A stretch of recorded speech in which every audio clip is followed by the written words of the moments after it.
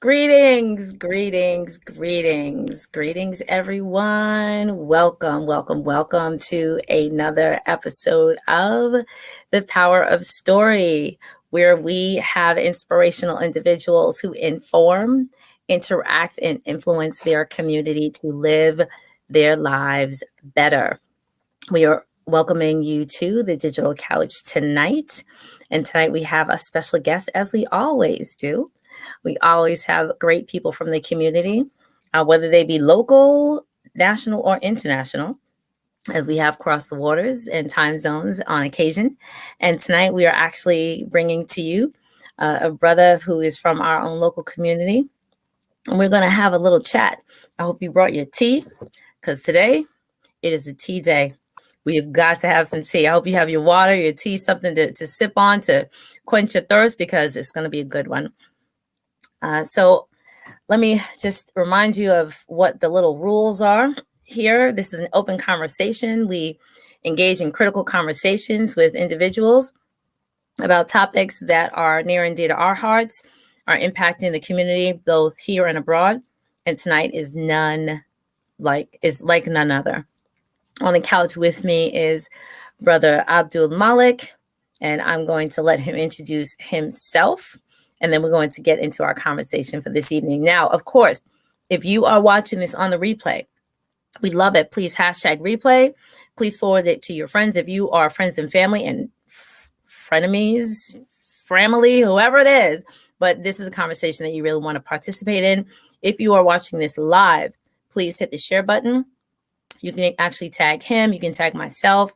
You can invite anybody from any community of open-mindedness to engage in our conversation. We will be able to see your comments. If you want to drop questions, please drop them. And as we can add them to the stream, we will do so. Brother Abdul Malik, please, floor is yours for a moment. How are you? I'm absolutely fabulous. How you doing? I'm feeling good. I'm coming, of course, on the down slope from what happened a couple of days ago, but that's why we're here, to have that chat. So my introduction is brief. I'm Imam Abdul Malik, the Executive Director for Women of Impact Global Peace Initiative, which is an organization that celebrates, acknowledges, and honors women of impact who have dedicated their lives to changing the lives of others. That's my introduction. Wonderful. Okay. So actually, I would love for you to share a little bit more about that as it pertains to our conversation. So let's sort of backtrack. I am actually new to Brother Abdul Malik, but Doriel, I do my homework. Right? And so, I had to do some Q&A with some people in my extended family and say, okay, who is this brother? Why is he sitting on my couch tonight? Why is it a good thing for him to be on my couch? And I know that you do some work in the community, and so I'd really like to hear more about that organization, who it is that you're supporting, who it is that you're reaching out to, that you're impacting their lives. Where can we connect people to that group so that more people can actually benefit? Well, right now we have the website untributes.com, untributes.com. And what we do is host every year the Women of Impact Award Ceremony. It is an award ceremony and a dinner. The first time we hosted it was at United Nations Millennium Hilton Hotel. We did it there several times. Then we went to the W Hotel in Fort Lauderdale Beach Resort. And then we had it recently at the United Nations Millennium Hilton Hotel, and we moved the food part of the program to Alibaba's restaurant in light of the COVID-19. So it is an event that women are identified across social media platforms. They're nominated by the community, women who are impactful, who have dedicated themselves to utilizing their gifts and their talents and their expertise to change the lives of people in the community, in education, in economics, in leadership, in media, in politics, in medicine, in all fields of life that reflect the essence of human endeavor and sacrifice for the empowerment of others. So it's something that I'm very happy about. The women that are nominated come from many diverse backgrounds and various ethnic communities, and it's open to all women. And this year, we're hosting our Women of Impact Award celebration at the Ritz-Carlton Hotel in Philadelphia. I believe the date is March the 21st, which March is Women's Month. So more information will be posted this evening. It's already posted actually, but more information will be on the website untributes.com. And always come on Abdul Malik on Facebook, and you can see exactly what we're doing and the message that we're trying to share with the community. Wonderful, wonderful. So I'm going to dig back a little bit. We're going to take this back because you're telling me what you're doing today. And I'd love to know, like, how did you even get started in this work? How is and of course, you're going to sort of drop the history of sort of a little bit of your travels and what brings you to this place. Like, why are you at this place where you are taking a moment to honor women? How are women viewed in the community, or let's say the rooms that you sit in, whereby you feel the need to lift them up, to honor them, to shine a positive light on them. So let's go back to like when you were a teenager. That's where I'm trying to go. I have to start my own life. I grew up in Brownsville, Brooklyn, and throughout Brownsville, being the greatest influence upon me. As early as the age of 15, when I wanted to go to Mecca to perform my pilgrimage, my mother put me in the hands of God and trusted my judgment. And in that journey of traveling into the holy city of Mecca, I began to pursue higher education and was accepted at the University of al-Qura, which is the University of Mecca, in those early years of my life. But even when I returned to America, there were always powerful, compassionate, kind-hearted women that encouraged me, supported me, and directed me to pursue higher education. And Pat comes across my mind right now when I went to the College for Human Services, which became the Audrey Cohen College. And then, of course, I got accepted in Binghamton University, upstate New York. Again, women influencing me and guiding me. And there were moments when I thought I would quit and turn back. It was women who said, not on my watch. You must go forward. We cannot allow you to be derailed in your mission. All of us are given trials and tests through our life, but young man, you have to stay focused. So the Women of Impact award ceremony actually was inspired by an event that I went to in Miami, Florida. It was the Women of Impact award celebration, and various women that I knew who were there were being celebrated. And I was inspired by what they were doing. And I said to myself, we need to carry this message across America. And then we started the Women of Impact Award Global Peace Initiative. And from that moment on, we've been on the ground. And it's not about, for me, it's acknowledging the amazing historical contributions that women have made, are making, and will always make. Because I always say this, right? Every great man, whether it's a prophet, a messenger of God, a king, a prime minister, a great warrior, an inventor, a teacher, a leader, whatever you find, every great man is born of a woman. You can't come into this world unless you have a mother. So it starts with us recognizing the majesty and the beauty, first and foremost, of our mothers. And as we honor women of impact, it doesn't necessarily require one to have, some people say, well, what is the education requirements, or what are the accomplishment requirements? We've honored women in the community who have no credentials in terms of academia, but who have been a life force for great change in the lives of young people. Some women that were nominated for the Women of Impact Award ceremony, I remember a young lady got her PhD. She said, wait a minute. My mother nominated me, but did my mother not tell you her story?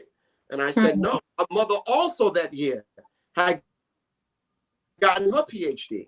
So we surprised both of them. We honored both of them. And we had a sponsor that gave over $10,000.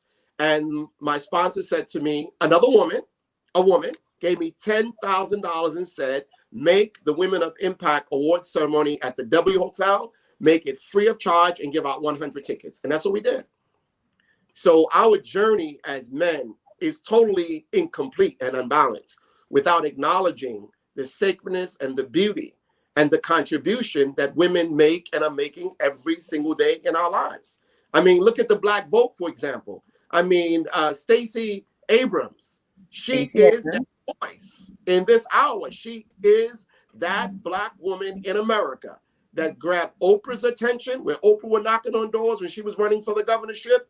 And although they took that victory away from her, she snatched back the whole state and gave victory to Biden and gave victory to Kamala Harris. So we have to recognize the contribution of the women of our community. And let me confess, I have 5 daughters. There is no way I'm going to allow my daughters to think that they're second-class citizens or that they're to be subservient to men simply because of genitalia. No, my daughters must be as empowered and their minds must be weaponized as any other creature on the planet Earth, because in the end, they are the mothers of civilization. And that's my position. And I'm not going to change that position. I'm locked in on that. Some people, again, it's okay. But I'm locked in that there is no future for any nation, for any community, for any religious institutions, which I must confess, right? Religion has played a very detrimental and a positive role in shaping the view of how men see women and how women see themselves. And that's one of the battles that I engage in constantly, is rethinking the roles that we have been given based upon misinterpreted doctrine that has caused so many of us to abandon our own greatness. So let's take a look at that. Let's take a look at that for a moment. And I'm going to wrap in some of our current events, kind of. Now, prior to 6 days ago, we were actually going to have a conversation about love.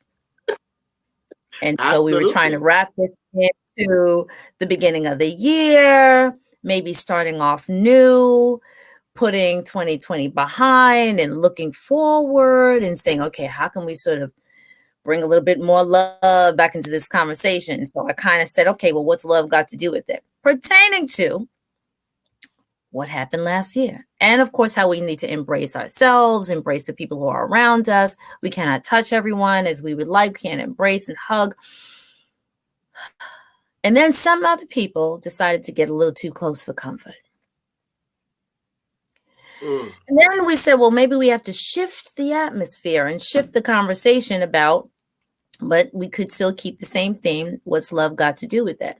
And so as you and I tried to prep for this call, we actually immediately had to shift the conversation and talk about, let's keep the theme, but talk about love for the country, love for what people believe is right. I want to focus this part of the conversation, though, connecting with women, connecting with love for self, love for community, so that we can all move forward. How are you having a conversation with your daughters, no matter what the age, about how they need to see themselves as representatives of this country, given what happened, the positive things that happened, whereas, yes, we're flipping from red to blue. We're elevating women in leadership. What message do you have for your daughters about loving themselves, loving each other, loving their community, loving their country? Well, to be honest with you, my daughters are so advanced in their thinking. With all that is going on, it's not a discussion we need to have, because they already understand what time it is. They already understand what it means to be self-determined, self-reliant, to have self-determination, to be focused, and to carve out for themselves a future that only they can produce for themselves, in spite of all that is going on.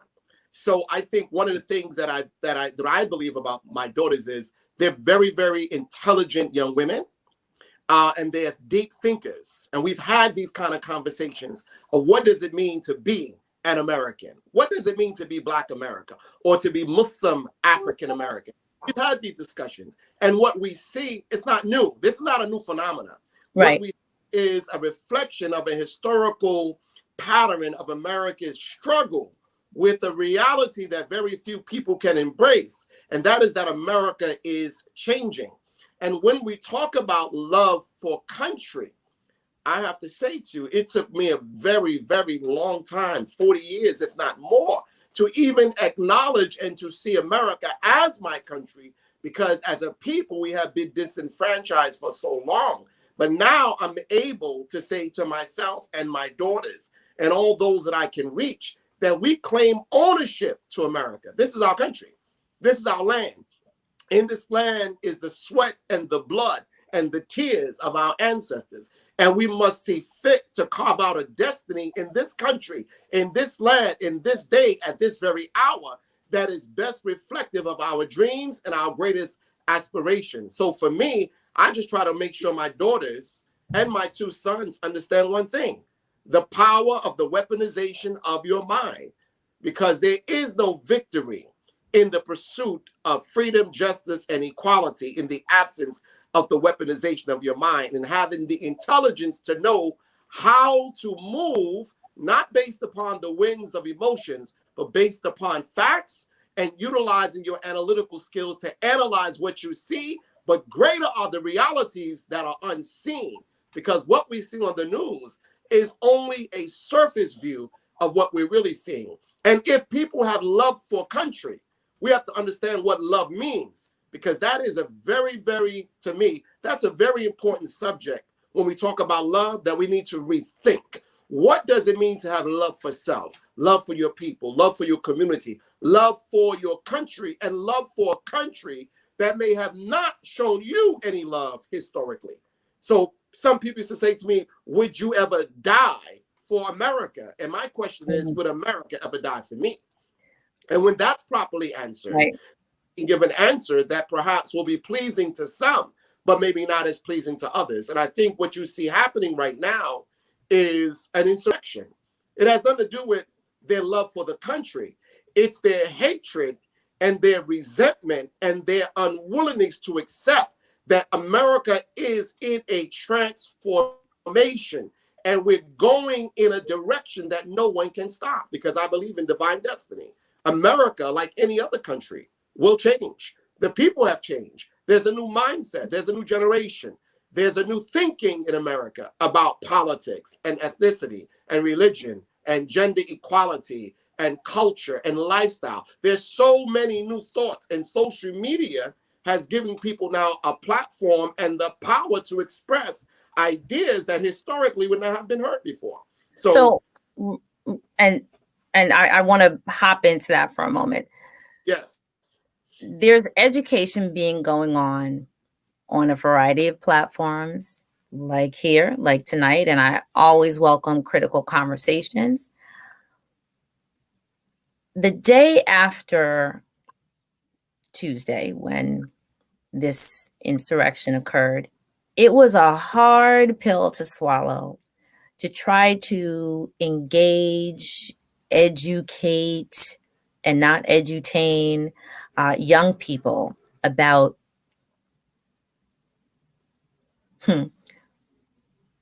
respecting leadership,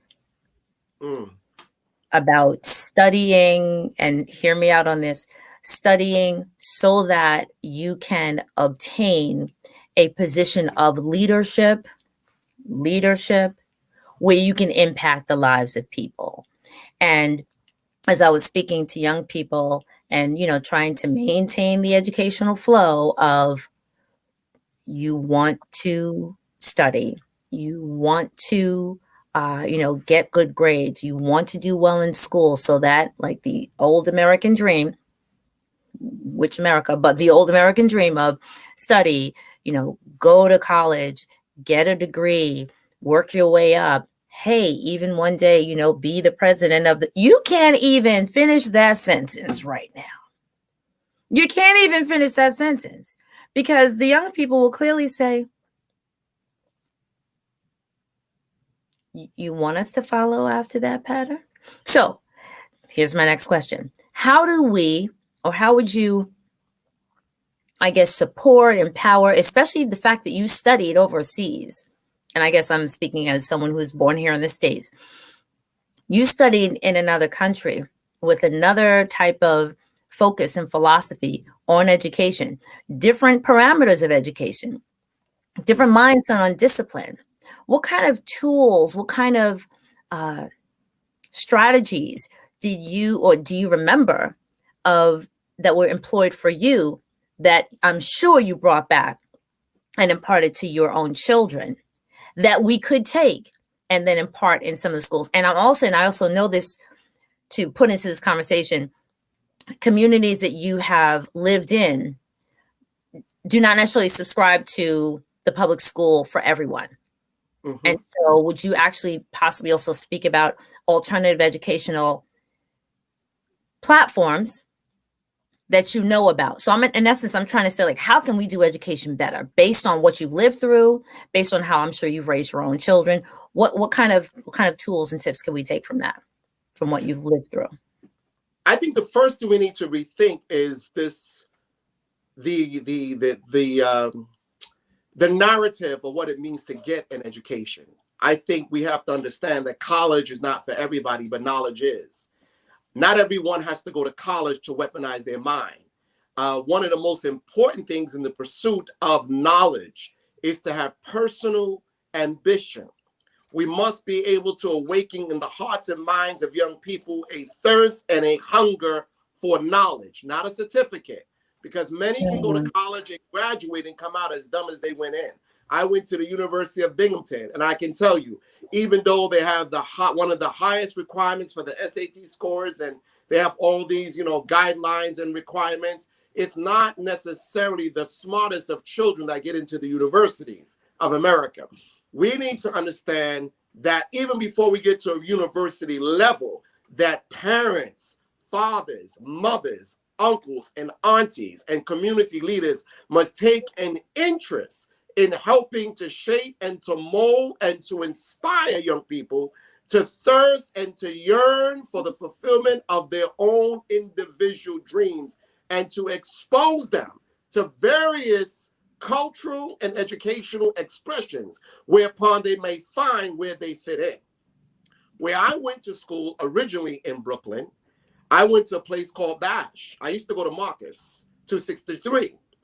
They took me out of Marcus because I was labeled as a dysfunctioning student and bad society. They gave me $75 a week to go to a place called Bash. Bash was in a warehouse building. It was Brooklyn Association Settlement Houses, and then $75 a week. And we had actually great teachers. Actually, we had no fights. We had discipline. We had educational structure, and we had teachers and administrative officials that believed in us and loved us and supported us, and never once did they yell or demean us or try to dehumanize us or take away from us our greatness. It was the reverse. They never told us that we were bad kids. They just exposed us to what was possible. Then, when I embraced Islam, of course, I read that book, Malcolm X. And I went to Thomas Jefferson High School, and I had a great teacher in the 10th grade she was a reader, back to Women of Impact. She was a Buddhist, a Black woman. She would sit on top of the desk, she would cross her legs, and she would open up the book and she would read. And I was mesmerized, not only by her beauty, she was very pretty, but I was mesmerized by her mind and her intelligence. And I would just sit there and listen to what she was teaching us. And then as I read Malcolm's book, and I read how Malcolm talked about reading and mastering the dictionary and understanding the depths of words, I realized that if I wanted knowledge, that I had to make up my mind to go get it for myself. And then I dropped out of high school. I was so disappointed with the educational institution of America that in the pursuit of education, I dropped out of the 10th grade. I said, this is a place as a warehouse, and it will not prepare for greatness, but I'll be a statistic. I told my mom, I'm not going back. She was like, what? I said, I'll do a GED, but I will not waste 2 more years of my life in this institution. I had teachers in the public school in the 10th grade, Caucasian teachers. They would light their cigarettes in the classroom, drink their coffee in the classroom, open up the New York Times and say, if anybody comes, act like you're working and the answers are in the back of the book. So go back to young people. When you expose young people to knowledge, when you can inspire them, when you can look at their gifts and their talents and give them exposure to a better lifestyle, that there's other choices in life, they will begin to make better choices because they're exposed to a greater reality. And I've tried to do that with young people when I host the tribute to Muhammad Ali with the Ali family inside United Nations, which was sponsored by the government of Kuwait and also the government of Qatar, and others came along to support us. I try to expose young people to the UN culture, to the presence of diplomats, try to expose them to the Metropolitan Museum, expose them to scholars and leaders, expose them to books, because it all starts with awakening in the young people a knowledge of the importance of the weaponization of their mind and giving them a vision that they themselves will carve out for a future that they hold as sacred. My thing is, you got to get the young people to read. Right. You got to read. Key is reading. They got to read, because when they read, your mind can take you places that your feet may never have been. You can go anywhere here. Mentally, you can go anywhere. And so, yes, I had the experience within the Muslim community, even teaching in private Muslim schools. And there's a different discipline. There's a different mindset. There's a different focus. There's a different value system in the homes of parents who understand that the pursuit of higher education in many cases is essential to experience the American dream. But let me say this, with technology right now, a young person can learn anything they want right now off the internet. You're right. You're absolutely right. You still can get your master's and your bachelor's degree, but you can learn all that you need to know. And I must say this, we got to change what it means to be educated. We don't need to go to school for 4 years to get a degree in English. We don't need to go 4 years to get their degree in American history. All that stuff is of no value to us at the end. We need to go to school to learn the things that give us a future, how to build a nation and a community, and to control your destiny. Learn politics, economics, and culture, and language, and technology, and business, and farming, and agriculture. Those they don't teach us. Right. So then let's vote. Let's see if we can shift this to planning. Yes. Agriculture, business, designing your own businesses, letting entrepreneurship not necessarily be something you do after you retire with the gold watch or the pen, but as you are exiting whatever the level of school or the level of knowledge acquisition, let's call it, that you are probably proposing. Since March of 2020, all bets are off. A number of people are thinking about, well, do we really need to sit in the building in order to access and acquire and activate information? No, because some people are doing it while on the remote learning platform. And some people, it only took us a couple of weeks to realize some people were going to do okay and others were going to have some struggles.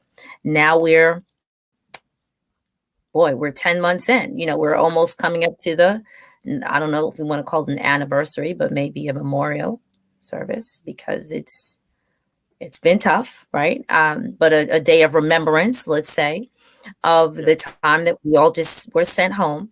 How would you propose that we even look at, let's say, the fall of 21, the fall of 22 as options for families? Because prior to this, there were a number of families that chose to opt out of the traditional public school system as a result of the conversation about immunizations. Mm-hmm. Now, that is public knowledge for some people. For those of you who are not aware of that, there's a group of people in some communities who said, as a result of immunizations, not talking about what's happening right now with vaccinations, but immunizations, that people were like, I don't really want to subject my child to that. And again, the whole conversation about vaccinations is a conversation for a different day. Yes, but when they made that choice, they said, we have enough intellectual property amongst our community to educate and train our children on not just the 3 hours, let's say, but that and then some. Mm-hmm. Since March, a number of those communities have activated themselves and not purported, just reposition themselves to be, now it's on. Now we don't have to kind of stay in the back and be quiet anymore. We can actually get more people on the board. If you had to design, let's say, a 3 R's, let's talk middle school, because I'm thinking of middle school, because in middle school, I remember we had shop. We don't have shop anymore. But if we had shop, what would you say would be, these are mandatory topics that, and you can include, certain texts that should be read in middle school. What would be some of those topics? Because now, we can learn out in the park. We could learn in the grocery store. We could learn wherever there are people with knowledge. What would you say? What would you say that should be taught? Well, I'm going to say, first of all, Brother Malcolm said something beautiful. Only a fool would give his or her children to the enemy to teach. On that note, I have to take a sip of tea. Yeah. If we hope to ever be free, we have to stop giving our children to these raggedy educational institutions that are nothing but business institutions for the elite who understand how to manipulate the educational infrastructure of America's economics, because there's a lot of money spent, billions, on so-called educating Black children. And to show you they're not educating us, they've had us since we have arrived on the shores of North America. And they have not produced the giants and the best of what's in us since we've been in their institutions. So we need to understand that we have to take over. Wait a minute. Wait. Okay. I take issue with that. And there are people who will be like, Dora, how you going to let him say that? I take issue with that. And again, so there are a few things that I will say. No, there are a number of people by hook and by crook, you can read between the lines, who have actually made strides. The American education system has funneled, is the best word, because we start out with a lot. Okay. And then a few make it. Yes. Right? A few. Okay. But a few make it. Yes. And they make it to whatever that top is. And so, yes, it's 2020, or now it's 2021. And so there are groups of people, and some of the people that were sort of scaling walls last year would say, look at all the folks who are sitting in these seats where we didn't want them to sit in them before. We're still saying it's 2021. We have the first. Are you kidding? Like, we're still saying we have the first. We should be further. And there are a number of leaders who say this. We should be further along that talking about, aren't we glad we have the first? It's 2020. We should be at the whatever, like double digit number of whatever that leader is right now. And we're still talking about first. So I do support you on, it hasn't put forth enough, whatever enough leaders are, but it has put forth some. And so I give my hat off to whoever it is, the mother, the grandmother, the aunties, the community, the church, the mosque, whatever, the temple, who has stood behind the young people and said, okay, we know the educational system's going to do this. So after school and on Saturday and on Sunday, we're going to do this to keep you going. So go ahead. See, this where I would disagree. Meaning, see, we like to look at the exception and say it could be the norm. Well, but we've been dealing with this for too long. And You're right. The perfect example. Look at the death toll in our community. I've actually went to the trucks of COVID-19 bodies and seen the tractor trailers filled up and bodies piled on each other, and family members not even able to come and get the bodies and bury them and leave them to the state to throw them in Potter's Field at Rikers Island where the inmates are digging graves. We have to deal with the reality. I'm not looking for the exception. I'm not looking for the Colin Powell. I'm not looking for the Barack Obama. I'm not looking for the Michelle Obama. I'm not looking for the few that have made it. I'm talking about the masses of Black young people in America's public educational institutions are not prepared for the challenges that are before them in math, in science, in technology, in business, in home ownership, but they are preparing them for America's prisons. And this is why the book, The New Jim Crow by Michelle Alexander, is banned from America's prisons. America's prisons has a list of books that are banned, that allow young Black men while they're in prison to read and to rethink and to analyze a life that they perhaps have never seen in the past, but now they have time to think, to read, to analyze. So yes, there's some great people in our community that are truly dedicated to uplifting our young people, and we celebrate them. Right. But the general public educational curriculum of New York City and the American society at large, it makes the African-American young men and women cripple-minded in their pursuit of an education that will weaponize them and prepare them for a future. And it can't be, we can't dispute it. Just look at the numbers. If we go to Stuyvesant Heights right now, where Mayor de Blasio was trying to make some adjustments to incorporate other minority students and got pushed back from the Asian students, predominantly from, China, and now you have the Bengalis who are from the Muslim community and the Pakistani kids. Why today in New York City we don't have proper representation of Black young men and women in Stuyvesant High School and other high schools that produce the greater minds and give greater access and greater resources to preparing young people for greatness? I'm looking at the whole educational system. It's a failure. All right. And it's a failure. So let me speak on that. And those people who know, so let me just sort of pop in here. Once again, this is Doriel Inez Larry of Larry's Education and Resource Network, where I plant seeds to help you grow. Tonight we are talking with Brother Abdul Malik. Help us grow. What?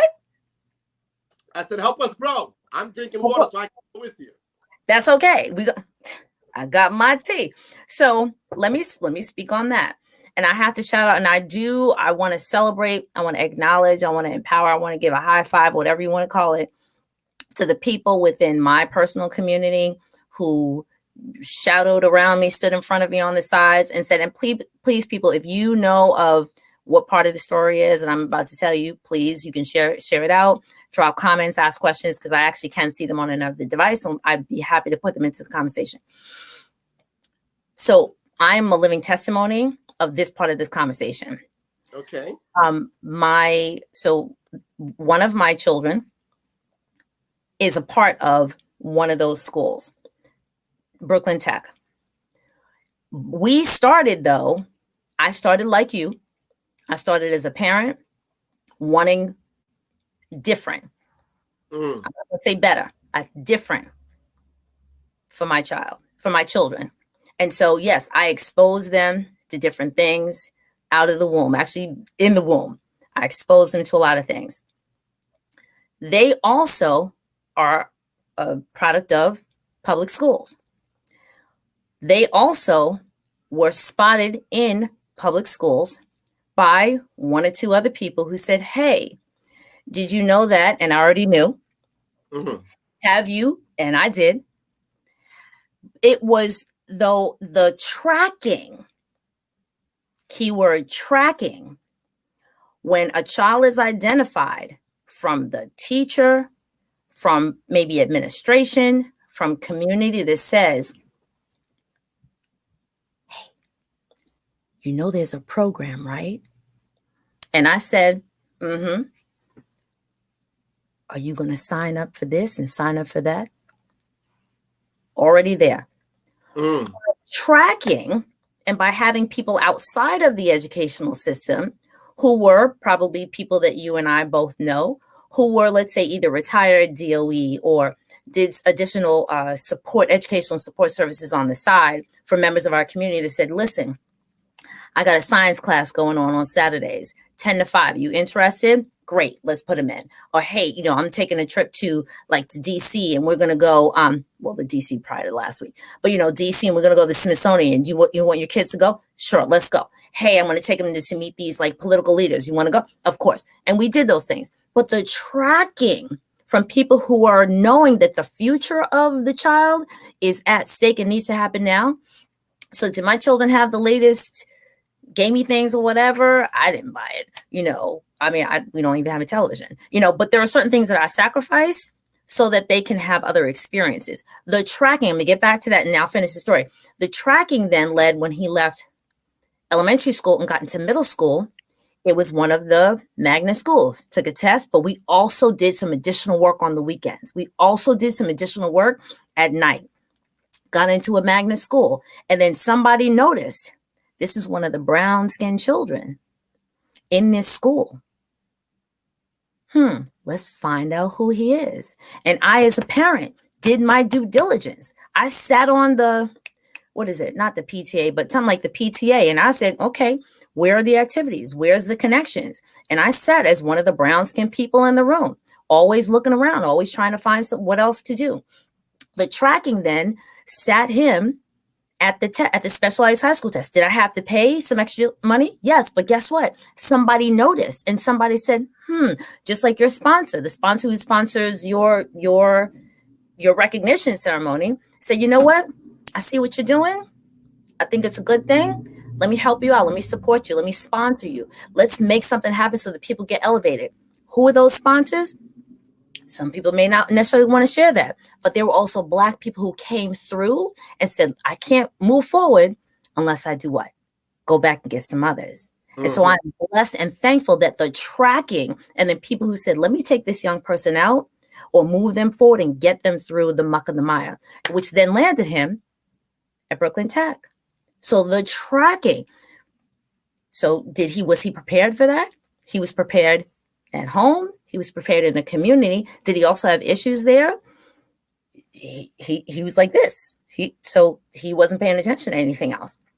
And so now he's in a position where he's in a track school. So when I heard those conversations about trying to change the rules for Stuyvesant, trying to change the rules for Tech or Bronx High School of Science, if the conversation is about reducing, or not reducing, well, really, that's what they were saying, reducing the entrance qualifications, what I kept saying to him is, you got here because of grades.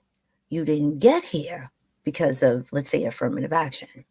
Because nobody sees the name or knows the identity by, well, actually you do, by social security number. But when they see the grades and that grade made that cutoff, that's how you got into this school, right? So there is tracking, there is content knowledge, there's focus, there's parental involvement. There's a lot of things that impact how some children can get through to the next level. So yes, the American education system, there are a lot of cracks in it. I get you. I support you on that.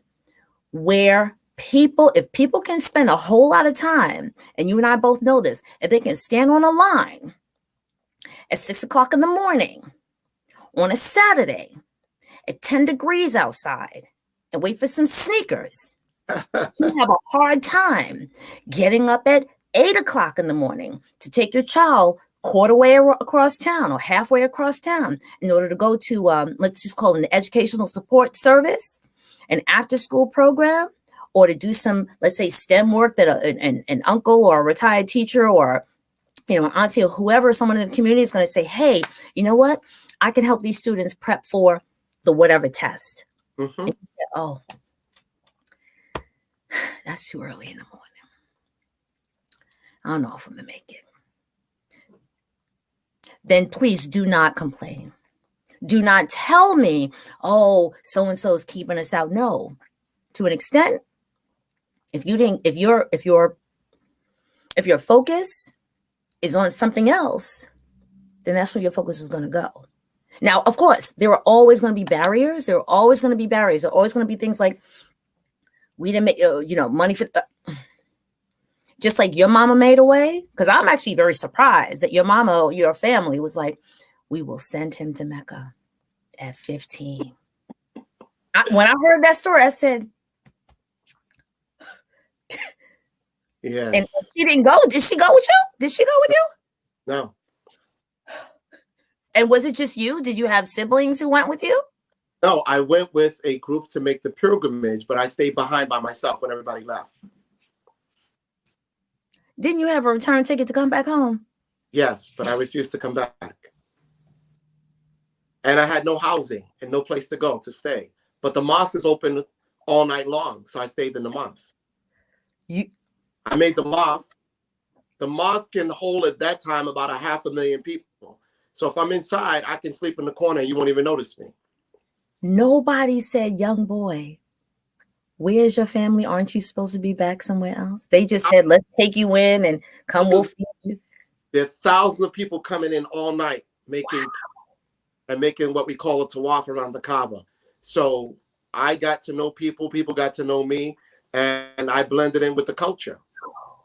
Unless I talk, you wouldn't know I was a foreigner. You would just think I'm with everybody else. Wow. So it's almost like Jesus.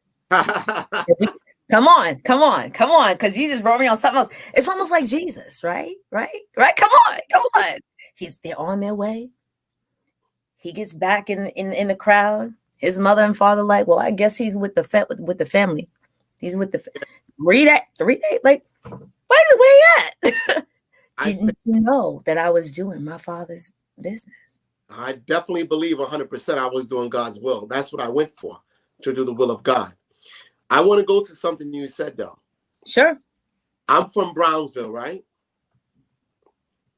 Hold on. Wait. What are the houses? What are the houses that are around from where you were? Because I did some teaching at Brownsville back in the day. You have the Suffolk projects. You have Brownsville housing. You have the Tilden projects on the other side. But I live on Hopkinson between Pickett and Sutter. Okay. Anybody from Brownsville? Y'all better shout it out. Shout out your street. Go ahead. I want to say this to you. I'm 54 in a couple of days, right? You know, Brownsville don't even have a university or college in it yet. Why is that? I just want you to think about what I'm saying. I understand that we must do for self. I understand that parents must take responsibility, but most of our people in those areas have never been instructed or taught to weaponize their mind. They've been fed the music, the culture, the dance, the party, the drugs. They've been fed dead religious spiritual teaching that make them wish for something in the sky that they can have right now on the planet in which we live in. A taste of the good life now. I'm not excusing our behavior, but I'm talking about the structure that we're up against. It's nice that you had a tracking program for your son, but that should be every kid's experience. Every kid in our community should have the opportunity to pursue their gifts and their talents and to have their thirst for greatness awakened and facilitated by educational institutions. And I'm saying that's not the focus of public education. It never has been for our people. It's just not the focus. I have friends right now that run 45 schools, and they say to me, the young people don't want to learn. And I say, what are you trying to teach them? What are you trying to teach them? You trying to teach them Christopher Columbus discovered America? They don't want to hear that shit. Excuse my friend. They don't want to hear that. They don't want to hear that. They don't got time. They don't want to keep reading about slavery. Our history don't begin with slavery. We don't need a Black History Month. Black history is every single day because we make the world turn in a direction that brings balance to all dreams and aspirations of all people. And that's why in America, people can come to this country from all over the world and they can be people of color and find the American dream because our people made the ultimate sacrifice. And we made it a fair play for everyone. And we're still the last ones to have equal access. I'm saying, of course we have to do more, but we cannot neglect that there is systems in place to ensure that our young people do not succeed. There are systems in place to make sure they criminalize them. Look, marijuana is legal now. How many young people in jail right now for marijuana? They should be released. How many young people got football numbers, 10, 15, 20 years for marijuana possessions and small sales?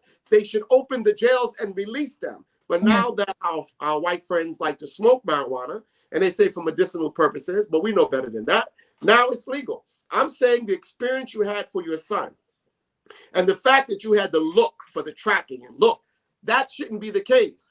We have enough money in the system to awaken the thirst of the young people of our community and to inspire them.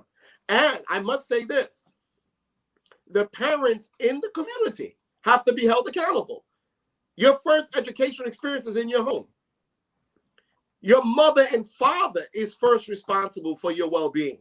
We don't want to put the rise of our people on the shoulders of white institutions or any institution. We must understand that the raising and the cultivation of the greatness of the mind of a child falls first and foremost on the mother and the father. And that's a whole different discussion, because too many children are born to young parents who are not prepared for the responsibility and the challenges that come with raising a child. So they wind up in another part of the system under the Child Protective Services and now under adoptions. There's so much going on. But what I do believe is this: before you can obtain something, you must want it. I believe as much as we want to reach the young people, we must be able to reach their parents. We must be able to have their parents have a shift in their thinking, because even a child that aspires for greatness cannot pursue and maximize that greatness if they have parents who are cripple-minded and in opposition to their educational ambitions. We have to make parents responsible. We have to make parents aware. And we have to also understand that what we're trying to achieve, it doesn't require a lot of money. I mean, you can get books now for 10 cents. Right. If a person is dedicated to the wellness of their people and the wellness of their children, there's so much we can do. And if you think about our ancestors, they had less resources, but more dedication. We got more resources and we're less dedicated. So it takes people in the community to set the example and say, you know what, we can do this. But I'm a firm believer that if I had to tell young people something right now that would give them the brightest future of their lives, I would tell them, number one, become a warrior for knowledge, fight for information. Number two, read. Number three, get into science. Number four, get into technology. Number five, understand history. And greater than all of that, understand your relationship to your creator, because God created you, shaped you, and designed you for nothing less but success. You were not born to fail. Failure is a state of mind. You were born to succeed. And we have to define success. Success is not always the most expensive car, the jewelry, the jeans, the sneakers. All of these are instruments to blind you to the reality of your greater potential. But it's the hottest thing marketed right now. And we have to hold our young people responsible, especially in the music industry, like my sister Nicki Minaj and the other girl Megan. The stuff they make hurts our cause. It hurts our people. And they do it for the money. And then when you try to correct them, you know, they curse you out and tell you to mind your business, but they won't let their children watch that foolishness. So we have to take... Wait. Hold on, you just dropping like all the gems. Like you can't even let me get a word of edgewise. So wait. Let's we gotta take self-evaluation and self-responsibility. Right. I totally agree. So my gosh, there's so much to unpack here. So actually, I have a number of comments on one of my platforms. Thank you so much, Brother Ajimu, for being in the house. So actually, I'm going to pop back. Carol Beck was our principal, and she was a great leader in the East New York community. Do you recognize that name, Carol Beck? Principal Beck? Sounds familiar. Yeah. Okay. Say it again. Carol sounds very familiar to me. Okay. Of course, we had to drop the book. Now, this is my reader, brother. Carter G. Woodson explained it in Miseducation of the Negro. Of course, absolutely. We have Brother Vale. Okay, you guys better show up and like share for me. I'm so proud of that I'm able to have this conversation. I'm always a fan of engaging in critical analysis. I remember being introduced to the term Black think tank. I guess 30 years ago. And actually, my brother Ajimu was a shoulder. We would never be able to walk through the community. I'm gonna shout you out here, Brother Ajimu, and see books on, people like selling books without stopping and like him picking up 5 or 10 books at a time because he's an avid reader. And so actually I have to shift a moment. So you mentioned a little bit, you didn't directly mention it, but about like Islam and I know that you spent some time with Brother Minister Farrakhan in doing some work for him, or, supporting initiatives and what have you. And I initially went to see the minister. Oh my goodness, how many years ago? Please shout it out if you actually remember. Maybe this was 92, maybe 92 or 93, and took a trip to Connecticut. I guess we were in Hartford or something like that. And I saw him, and somehow, some way, again, like God positions people to be in different places at different times. And somehow, some way, when I walked in the room, and as I said, it was like the first, well, as in another conversation, I said it was the first time that I guess I was frisked. And I was just like, this is uncomfortable. Why is this happening? But I guess I understood later. And I wound up getting positioned or sat with the MGT. And I must have been 2 rows from the front.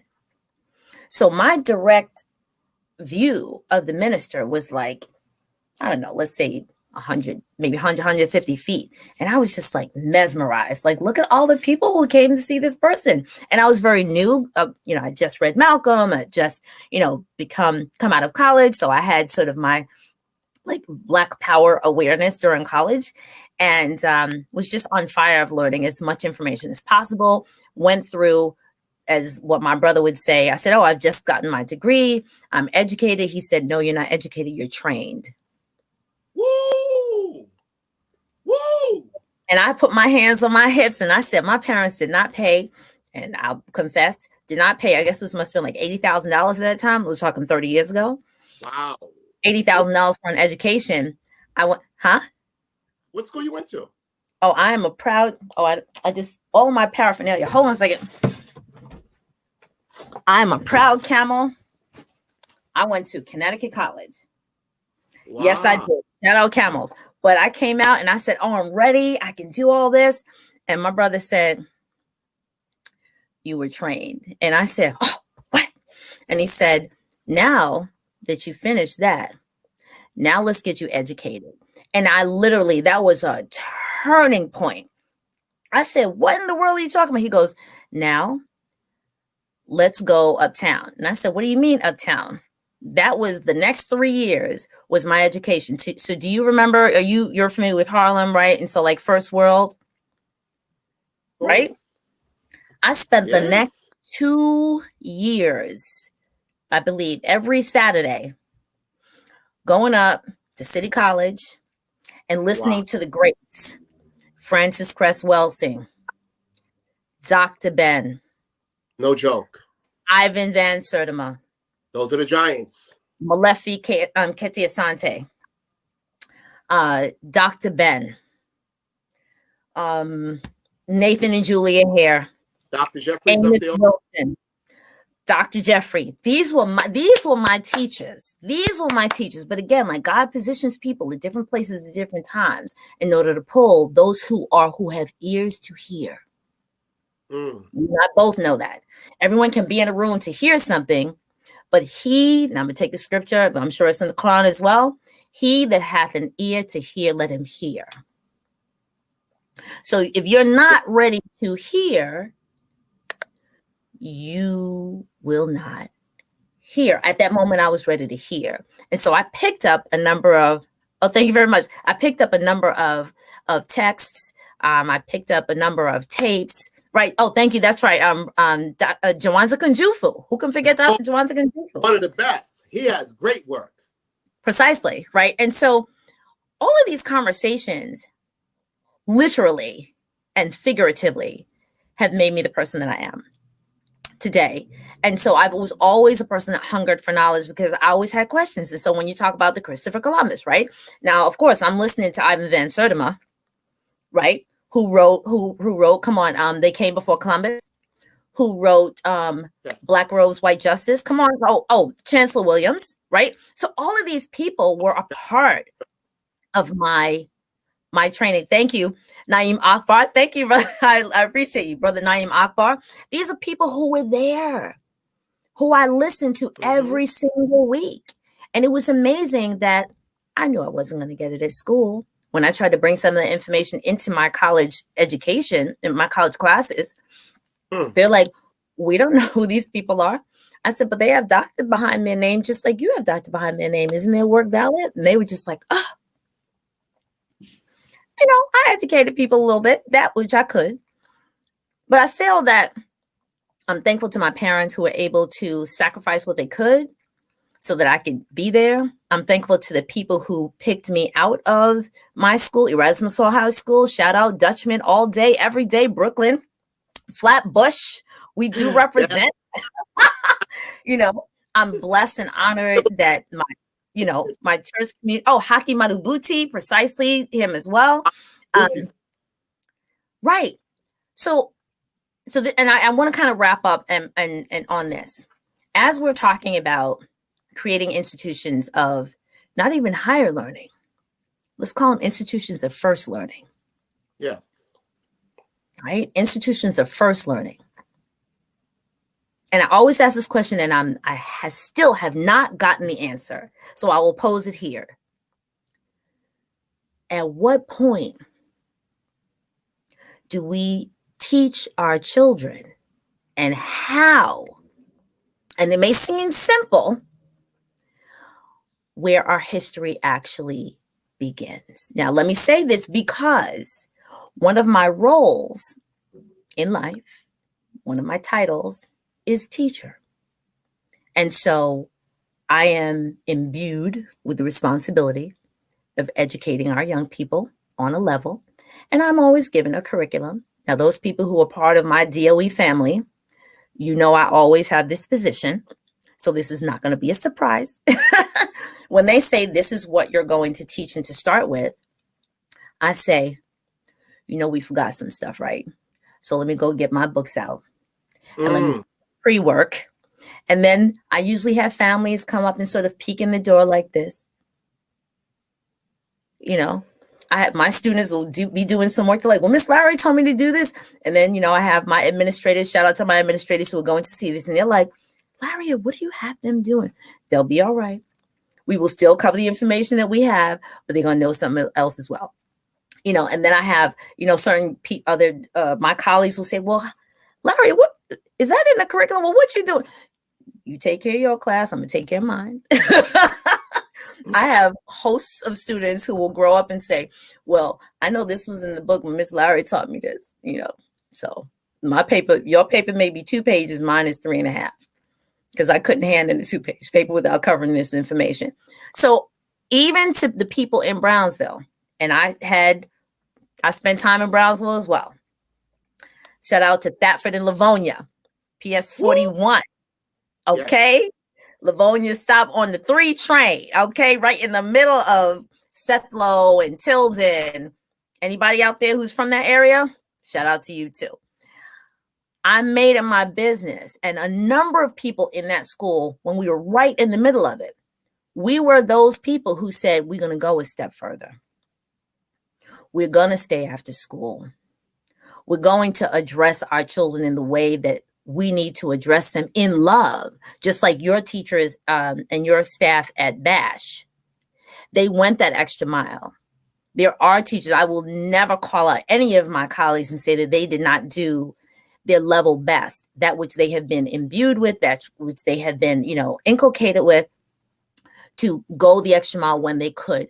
We always have to work in concert with families, and when families may not have necessarily been in concert with us, there may and there are and there will be disharmony. We will always act in the best interest as best as we can with old mother wit, and then today's regular knowledge of what can and cannot happen. So thank you for rites of passage programs. Every step of the way, we do what we can to write, RITE, the passage for our students.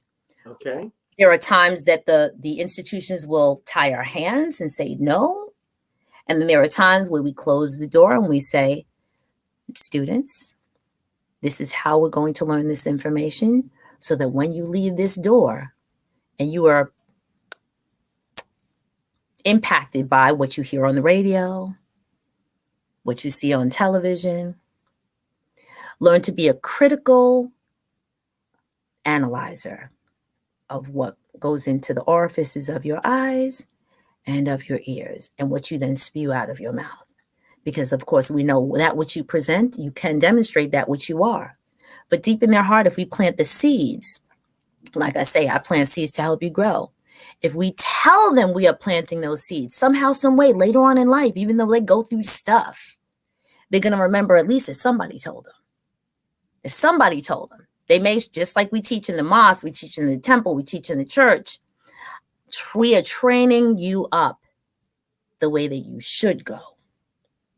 Now, you can strive off the path, you can do what you want to do, but the people who really matter, at least we know, like yourself, like myself, like other people who are probably here on this call, we do what we can. We plant the seeds. We need to let other people along the journey water them. We need to let other people on the path, shine down sun upon them. We need other people on the path to be farmers and till the soil and nurture and weed and all that stuff. We're looking forward to the flowers that will bloom up. And we have to pray the rest of the way. Now, let me say this. First, by being in Mecca, that's how I met Minister Farrakhan. I met him in the Holy City. I didn't meet him in I heard a cassette tape of Minister Farrakhan given to me by Dr. Shabazz on a cassette tape, and the tears rolled down my eyes because his message spoke to my soul. Wow. Importance of justice, right? Now I want to jump forward to something.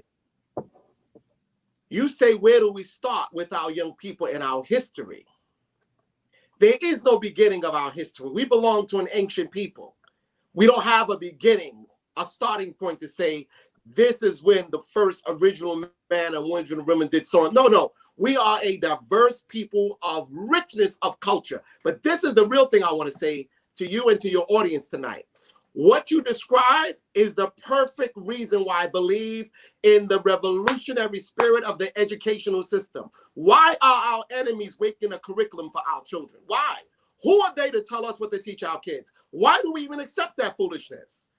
Who are they to tell us what part of African American history to be taught to our children? I guarantee you, the people who develop the curriculums and determine the curriculum and print the books and make money off the books, I guarantee they don't look like us. No one should come in our community and tell us what we are to teach our children. And that's where I say we have not been educated, we have been trained. Because so many of the Black educators are just following along for the salary to get along. They don't have the revolutionary spirit to say, take your curriculum, take your textbooks and trash them. We have textbooks. We have a curriculum that will put the hearts and minds of our youth. We don't have that. And I'm going to give an example that may be sensitive, but I'm going to give an example in the most respectful way. Right now, you can learn in many public institutions the importance of respecting the gay community and its culture and what it represents. It's part of the curriculum now. And the gay flag is hanging on government buildings all over the country right now. It even hangs on the public library. Now, I respect their commitment and their spirit of determination to be counted at the table and to be masters of their own destiny as a community. Why can't we do the same right and do the same? Why must we accept their curriculum to teach our children with our tax dollars? Why? Why we got to put something extra in the curriculum? I'm saying no. We need courageous leadership in education in Black America that can say to de Blasio, to the governor, and to the Board of Education, and to the Chancellor's office, that we will no longer allow our children to be cripple-minded with your educational curriculum that produces absolutely nothing for our people. The facts speak for themselves. We can prove that the educational system does not empower us. Why do I need Black History Month? Why can't we study Black history every day in our schools? Aren't we Black every day? Now, I know I'm going to have a couple of people who are going to say, well, why can't we teach every day? Why can't the great minds in science and engineering and in technology and in agriculture and in the history of the building of great ancient civilizations, and also recognize the majesty of our people's historical relationship to world religion. If we're going to put faith in there, why can't we look at and rethink the doctrine of Islam, rethink the doctrine of Christianity, rethink the doctrine of Judaism, and what we've been told is the true teachings of these messengers and prophets of God? But they'll say, oh, we don't teach religion in school. Yes, we do. Because every time you win an office, you put your hand on a biblical text and you hold your hand up in the court of law. See, they've been bamboozling us and hoodwinking us for a long time. I believe in the reverse approach. If we're in Black America, in Black schools, with Black or white teachers, whatever the case may be, we will decide the curriculum. We will determine what you teach our children. Why do we allow them to give us a curriculum that has proven to be a failure and wonder why we don't succeed? I got to say this to you. I don't know if you remember this. About a year or two ago, there was a public school teacher that refused to allow the students to read the autobiography of Malcolm X because she said Malcolm X was an extremist and a terrorist. That teacher should have been fired immediately. And you know what I thought when I was in Florida? I was ready to jump on the plane and give out 1,000 books and $1,000 cash prize to whoever gave me the best summary of the life teachings of Malcolm in his autobiography. And I still may do it under COVID-19 because they scared of Malcolm, dead or alive. One thing about Brother Malcolm, he made you a thinker. Malcolm made people think. Even my man Gil Noble said that Malcolm frightened him. He used to walk blocks and blocks away from Malcolm. And the only time he really ever heard Malcolm speak was when Malcolm died. He took out the cassette and he listened to it for the first time, and he was filled with regrets that he never went to hear Brother Malcolm for himself. Right. And so I'm gonna make one or two final statements.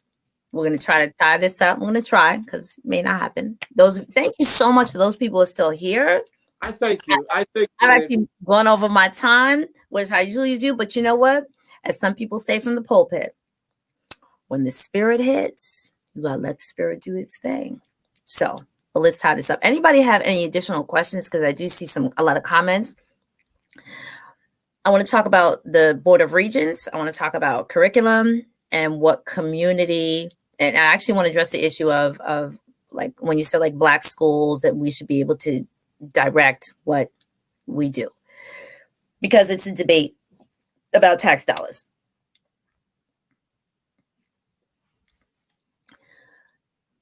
I always admired Adelaide Sanford. Adelaide Sanford is a part of was a New York Regent. Yeah. And when I got out of school, I wanted to know, well, how do you become a Regent? And I asked a couple of questions. I asked a couple of people who actually knew her personally. And I think the idea was teacher, principal, maybe they went to superintendent, and then tracking, right? Tracking.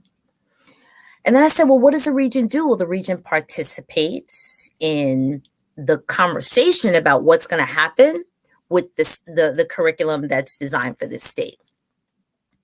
Wow, that person has a lot of power. So of course, I'm always reading the names of who's on the Regents, right? Of course, she's the only melanated person at that time. We're talking 20 years ago. When I learned who helps to make the decisions about curriculum for the state, and I actually didn't know that the curriculum is designed for the state, not necessarily for the country. I didn't learn that until I was in a master's program. And I said, wow. Then I understood that it was designed for the state. And so here it is that we come to what happened last week.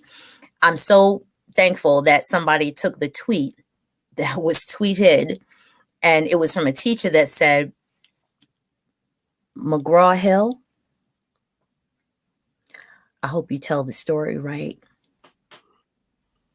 You understand what I mean? McGraw-Hill is a educational publishing company. They publish most of the social studies textbooks. I hope you tell the story right.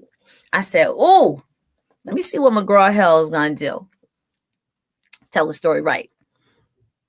So just to pop in about curriculum, And this is an argument that occurs with state or tax dollars. If it is a Black community, however you want to define that, and then is it 100% Black? Is it, what if one person who's not Black moves in? What do we have to change?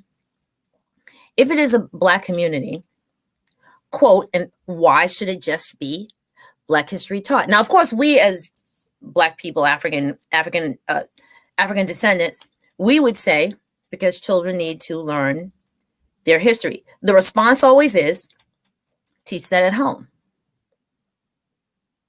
Well, then shouldn't all history be taught at home? And I'm not here to debate that because, of course, we can go for hours. At some point, someone then says, well, if you want specific history, then teach it in your specific community. And then, of course, the retort is, but you have everybody sitting in the same classroom. So why is the focus on history about or through one lens? Okay. Mm-hmm. Moving to the next step, and this has to just kind of like be the last step. When it comes to educating whoever the group is, and now, you spoke about different people with different interests and flags waved that represent different groups and what have you. I am one of the people who is concerned about the focus on if we're going to address lifestyle in the curriculum, and actually we're kind of starting even at like kindergarten, but there is an aversion to having pre-enslavement stories being taught first. I think that's just unbalanced. So as an educator, when my first introduction to the story of African people is when they arrive on these shores, not as immigrants, but as people who were brought. And there's no pre-story for 4 years of the child's life when they enter kindergarten, first grade. Yes, that story is skewed. But prior to that, there are other groups of people who have their stories told. And so I'm always concerned about that, which is why myself as an educator, I will do that which is asked, but then I will also do the pre-work so that people understand the context, that they'll understand the context. So as we try to find some level ground here, and this is only a pause because I'm sure we're going to engage in another conversation pretty soon to continue this conversation, I do employ every person who is still on, and I really, really, really do thank you for staying on until this time. I employ people to take the information, and I'm literally going to have to go back through, take some notes, drop some links in here about like the books we've talked about, people that we may have mentioned, so that people can have a codified conversation. That, and who? Please tell me who said it because now I'm blanking. Who said to pull yourself up by your? No, to lay down your buckets where you are?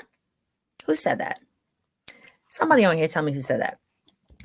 I'm trying to get to the point of, yes, there is time to get into the doors, let's say like in Adelaide Sanford, and to move up the ranks. Can we bogart and say, hey, we're going to throw the baby out with the bathwater, we're going to throw out the curriculum?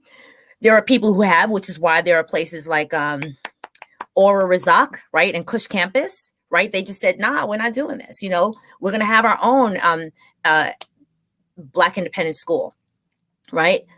Johnson Prep in Brooklyn, right? That was another Black independent school. There's a school that's right by the Atlantic Avenue train station, starts with a T, no problem. But there are a number of Black independent schools who have said, we're going to teach our own children. And I totally applaud and support them. There are those who work within the system, in the public educational system, and they continue to push this envelope. They continue to fight. They continue to say, we need more African studies. We need the story pre-enslavement taught in our schools. And whoever it is that is sitting at the door is saying, I don't know about that. Black people can make the decision. Are you going to continue to push the envelope? Are you going to go, let's say, for the okie doke? Sorry to say it like that. Are you going to go along the way, use your tax dollars to say, well, they can give my child that which is due them because I am a citizen and I'm paying into the public treasury, but then I'm going to do what it is I can on the side and make sure my child is well-rounded. And then when you can make that choice to choose independent, to choose private, or to homeschool, shout out to all the homeschooling families, and then you can do that. I will not say stop fighting. I'll say fight how you can, but make sure your child does not suffer by you not doing anything. Don't just sort of keep them home and just say, well, here's a book and a tablet and whatever, and go about your business. Stay on the backs of the teachers. Hold the teachers, hold the principals, hold the leadership accountable. Go to the CEC meetings. Go to the PTA meetings and keep driving that. Because, of course, the squeakiest wheel is going to get the oil. The squeakiest wheel, though, I have to tell you, could shine a light on the child, and especially if the child needs some support. Do some homework. All I gotta say is do some homework and know, what rights you have as a parent for your child to get the best education that they can. Woo! Jeez. This conversation is not over. It is not over. It is not. It's not. It ain't over, but we would be foolish in 2021 to allow anybody to teach our children the curriculum where we start with slavery. We have to end that. Oh, so then what is your recommendation? Because unfortunately, this is 2020, we still have the same conversation. I would love to see a book that's mandatory. I haven't seen one of those books in years because my kids were homeschooled or they went to private school, right? I would love to see the standardized book that they claim they use for everybody to see how it deals with the history of Black people. I do not, this may sound really radical to you. I don't call my ancestors slaves. I don't call them slaves. I say they were prisoners of war, captives against their own will and forced to labor in a land and build a civilization that they could not freely partake in. Because I don't like calling them slaves, because can't nobody be our master but God. God is the only master that we have. I will never call the white man the master or former master. I'll never call them those words. I call them historical oppressors that live contrary to the will of God, that interfered with the right of individuals to live free, who were born free. And we are born free. Nobody emancipate us. They can interfere with our freedom of expression, but the gift of freedom is God's gift to man. I refuse to think that in 2021, that Black educators would accept a curriculum that begins with the story of slavery, because that's going to impact the mind of our young people. If and that's what right. So here's something I'm going to drive, and I know my mother's watching. Mom, I know this is coming right from you. We got a revolutionary moment. I get that. I get that. My mother would say, as my mother I'm sure is saying right now, she's listening. Sometimes you have to get along to go along, or go along to get along. Get in so that you can make changes from the inside. I love your mother. Right. Okay. No, wait, because I know where you're going to go with that. Hold on. A number of us have been in the room, sat at the table, been allowed to speak, been nodded at, and then we walk out the door and nothing happens. And so to an extent, there has to be a group of people who already have the backing of the community when that individual stands up and says, I'm not going to take it anymore. I'm going to continue to push this envelope, that if and when, because you know how these things happen, when that door closes up, you might not just be a good fit. Mm-hmm. Is the community going to then support that person who needs health insurance and who needs a roof over their head? And so, yes, there are some people who say, let me be in the system and do what I can where I am. Yes, I still want people to help knock down the walls to make sure that we can get a very balanced and truth-telling curriculum and set of instructional guides while we're, there's something a vision I'm thinking of, like while we're shoring up our foundation and we're sort of building a tower for a couple of people to get to a higher level, like in Adelaide Sanford, who can make some inroads, we still got a lot of ways to go. And I'm not saying that, that's the be all and end all, but I'm saying that, hey, I'm going to make room where I can make room, and I need some other young people to have a different level of energy to sort of come behind, so to say, okay, I'll stand on the bottom, you stand on my shoulders, and you continue to get to the top. We are getting closer. Can I give a time date? No, I cannot, because I cannot see that far. But are we further than we have been? To an extent, yeah. To an extent, we probably have gotten complacent, But this conversation, which I'm always, always, always proud of, critical conversations about the things that are impacting the communities of descendants of Africans. Maya Angelou says something so beautiful. She said, of all the qualities that's most important to the human experience, it's courage. You can't do the will of God if you worry about your food, your clothing, your shelter, and your subsistence. This is spiritual warfare. I can't be thinking about how I'm going to pay my bill. I'm not dependent on the people to do anything for me. God's got my back. And if you're going to do God's work to liberate God's people, God will provide for you from places that you cannot even imagine. So, let me say this. I got to say this to you. Go ahead. The shepherd gives the image to the sheep that he's protecting the sheep from the fox. But both of them in the end is going to eat the sheep and kill the sheep, right? So the shepherd says to the fox, back up, come here, sheep, over here. But both of them in the end are going to eat that sheep. He's going to be the dinner. And the shepherd is not protecting the sheep because he is in love with the sheep. He's protecting the sheep because the sheep is his dinner, and not to be the dinner of the fox. I'm here to tell you something in the spirit of love. We are not going to win playing their game. Their game is meant for us to fail.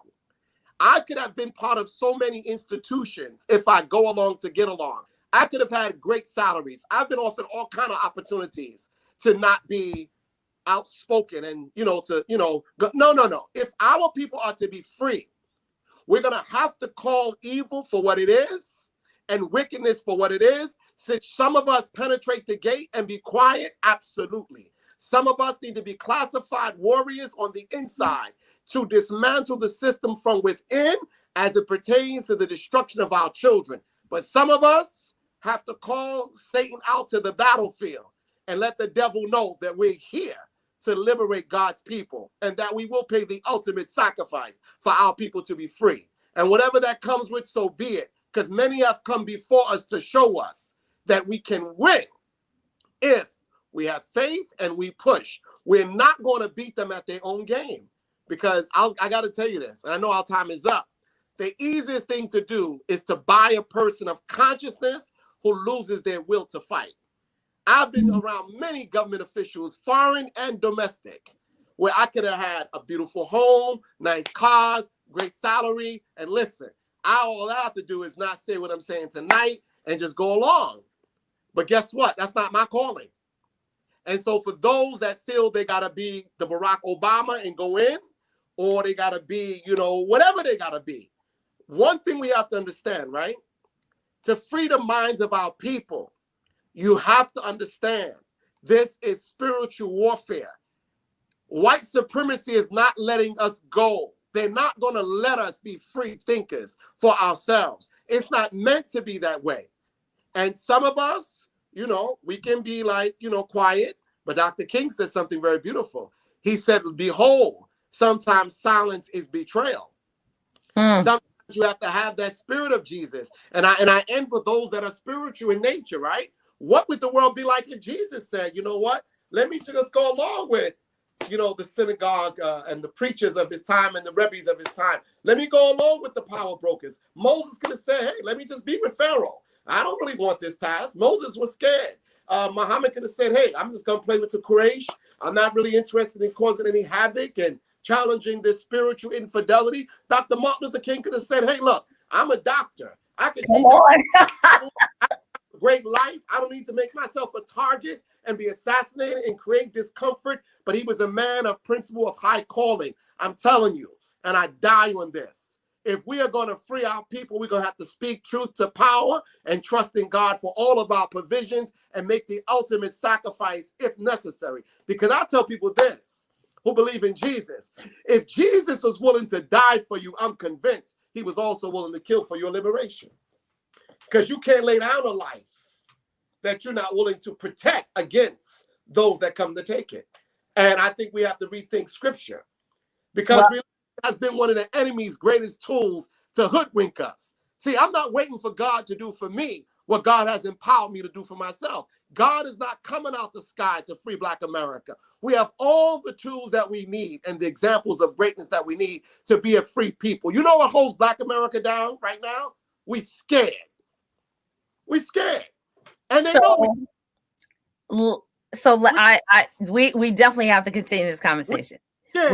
Okay, hold on.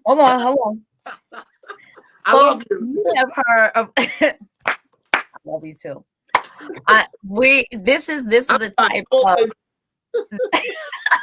this is the type of conversation that I literally thrive on. I really do. I really and it lifts my spirit to have intellectual conversations. That's why I call this a digital couch. You know, we can sort of sip and tea, but actually we're really trying to push our community forward. We're trying to push our community, our people into new thinking, into different thinking, to rise people up, not to have them complacent. Thank you so much to the people who literally are still here and have been here for the past hour. I really, really appreciate it.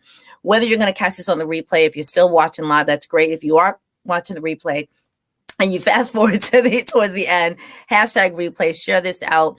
I am trying to build like a vault of those conversations that I grew up on. Those conversations that when I was sitting at City College at First World, right? First World, shout out to my brothers who brought me and said, listen, you got your training. Now let's get your education. You were taught by these folks. Now you're going to teach you by your own folks. And just empowered. And so this conversation with Brother Abdul Malik is a great conversation. Of course, you're going to have to come back. I'm going to have to take a breath. I need a nap. I need, some chamomile tea to rest my brain. So I can do some of the other work that I have to do. But realistically, if we are going to empower ourselves and we're going to move our community forward, we definitely have to start with ourselves. And so even though the conversation started with what's love got to do with it, let's end with that. What's love got to do with it? It's not a secondhand emotion. It's the emotion that we have to have for ourselves as an individual, for our family, for our community, our nation, and our race. Oh, I think I may have to add that as part of my closing comments. Let me do this. This is Dorel Inez Larrier of Larrier's Education and Resource Network, where I plant seeds to help you grow. And tonight on my digital couch is, and will be again, Brother Abdul Malik. Brother Malik, you have it's going to be in the link. It'll be your contact information if people want to reach out to you, if they want to participate, support, listen to you again. His link will be in the bio. And do you have one last thing of how people can contact you? Because I know you have a Facebook page. I listen to some of your conversations because I do my homework. I do my homework. But how do you want to drop a contact information for yourself so that people can follow you? Yeah, what I would say is I'm always interested in helping our young brothers and sisters. So you can always reach me on my email, malikspeaks@gmail.com, MALIKSPEAKS@gmail.com. I'm on Facebook also as Abdul Malik, but you may find me quicker by just putting in my email in the search box. And for the Women of Impact Award celebration, which we're planning at the Ritz-Carlton Hotel, go to untributes.com. untributes.com, and we'll be posting more information. And Dorel, thank you so much for allowing me to be your guest. Believe in everything that you're doing. I believe it's great for the people. And I think this is our time. This is our moment to wake up our people because we're sleeping. So let me wrap up by saying, Assalamu alaikum. Wa alaikum salam. Peace and blessings of God be upon you. As Jesus would say, peace be with you. Peace be with you and also with you. Good night, family. Thank you so much. If you have any additional questions, please drop them in the comments. We will respond. Both Brother Abdul Malik and myself We'll respond if you have specific questions for either of us, but we will be in the chat in the next 24 hours to say, hey, and you can always still share this message with people who you know will be interested. Peace and blessings. Thank you.